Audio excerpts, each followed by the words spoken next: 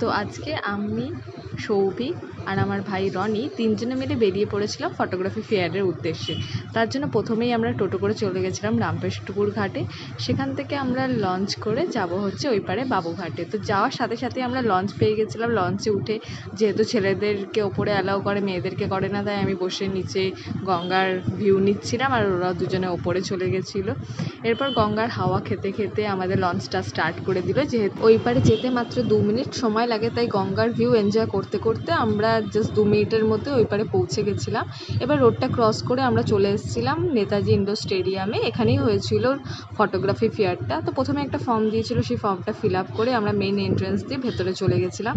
আর এখানে গিয়ে পারে তো একদম চোখে ধাঁধা লেগে যাওয়ার মতো অবস্থা, কারণ এখানে এত বড় জায়গা আর সেখানে প্রত্যেকটা নিকন, সোনি, ক্যানন প্রত্যেকটা জিনিসেরই এত সুন্দর সুন্দর স্টল দিয়েছিল। তার সাথে সাথে কিছু কিছু জায়গা আবার মডেল শ্যুটও হচ্ছিল। নতুন লেন্স যদি কেউ কিনে থাকো তাহলে পারে সেখানে গিয়ে টেস্ট করতে পারো যে লেন্সটা কেমন। এছাড়া বিভিন্ন রকমের এসডি কার্ড, ব্যাগ, তারপরে ফটোর বিভিন্ন রকমের অ্যালবাম, কে কীরকম চাও তার বিভিন্ন রকমের ডেমো আছে।